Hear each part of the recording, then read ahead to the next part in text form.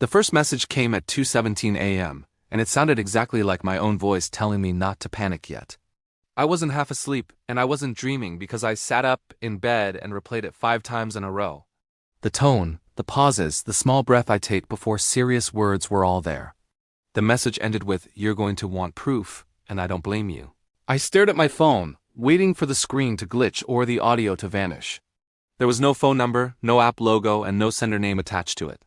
It felt like the message existed outside the system itself. My room suddenly felt unfamiliar, like I was sitting inside someone else's memory. I tried to convince myself it was some kind of prank or voice manipulation. But no one I knew could copy my voice at that level, not even professionally. I recorded myself saying the same words and played them side by side.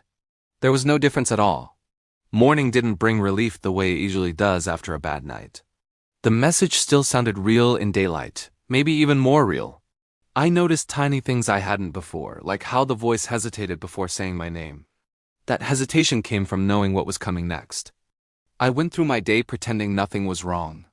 I answered emails, smiled at coworkers, and nodded in meetings. Every time my phone buzzed, my heart jumped. I kept wondering why this version of me chose now to reach out. The second message came that afternoon while I was alone in my car. "I know you're trying to explain this away," my voice said calmly. "That won't last much longer." There was exhaustion in the voice, like it had been carrying something heavy for years. That was the first time I spoke back, even though it made me feel stupid. I asked who was sending the messages and how they knew my voice. The reply came almost instantly. "Because I am you," the message said, "just not from where you're standing." I laughed out loud at first, because the idea was ridiculous. Time travel wasn't something that just happened to people like me. But the laugh died quickly when the message continued. "Check the scar on your left knee," my voice said. "The one you got when you were 9. I pulled over and rolled up my pant leg. The scar was there, thin and pale, shaped like a small hook. Nobody knew about it because I never talked about it. My hands started shaking so badly I had to sit there until traffic passed. That night, the messages kept coming. They weren't constant, but they were deliberate. My voice explained small details about my life that no one else could know. Childhood fears, private regrets, thoughts I had never spoken. Over the next week, the messages became more specific. They warned me about small choices that seemed harmless. "Don't take that shortcut tonight. Don't ignore that email. Don't sit in the third row at the meeting." I tested it once by ignoring a warning. I took the shortcut anyway, thinking nothing would happen. 10 minutes later, traffic came to a dead stop because of a serious crash just ahead. I sat there staring at the red lights, realizing how close I'd come. After that, I listened. Every time I followed the instructions, something bad narrowly missed me. It felt like living with an invisible safety net.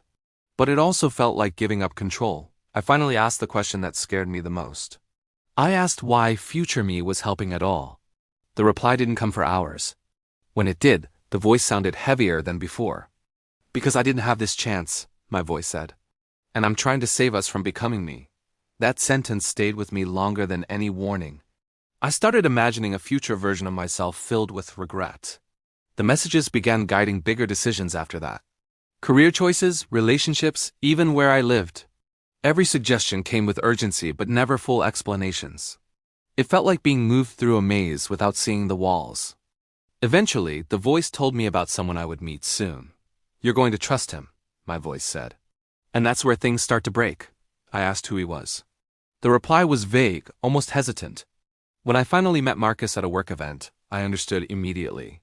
He was confident, sharp, and strangely familiar. He spoke like someone who knew how people worked. Something about him felt dangerous without being obvious. The messages warned me to keep my distance. But Marcus kept finding reasons to talk to me. He asked thoughtful questions and remembered small details. Slowly, against my better judgment, I started to trust him. Then the messages changed tone. Some told me to stay away from Marcus. Others suggested he was necessary. When I confronted my future self about the contradiction, the response shook me. "There isn't just one future anymore," my voice said.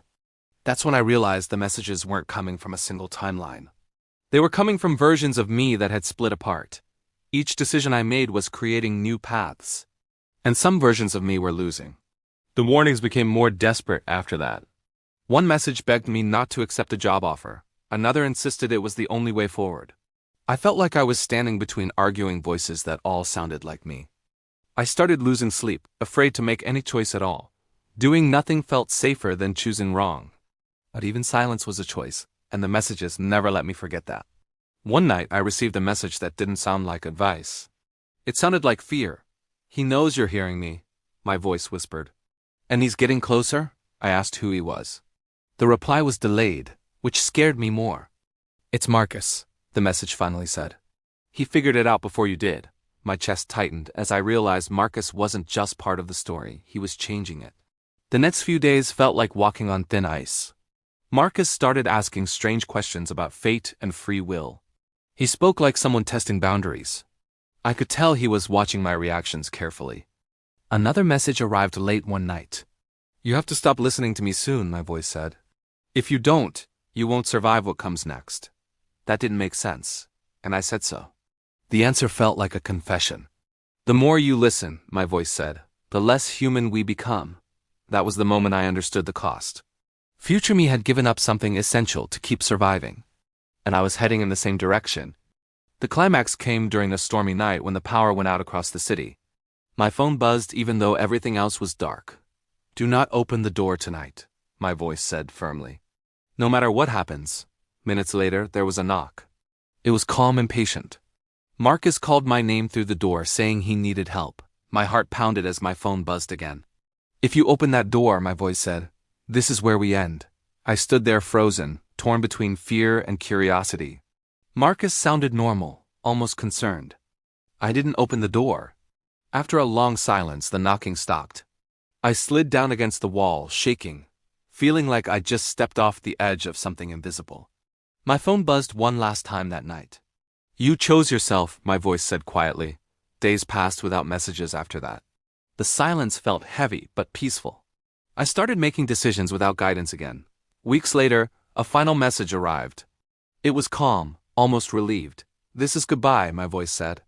"The future I came from doesn't exist anymore." I understood then that the warnings had worked. That version of me had erased itself to give me a chance. I stood there holding my phone, feeling both loss and gratitude. Life moved on, but I was different. I trusted my instincts more. I accepted that uncertainty was part of being alive. Sometimes I still wonder if another version of me is out there, listening. If you want more stories where time bends and choices carry real weight, subscribe to Time Traveling Stories. Because the future may be watching, even when it sounds just like you.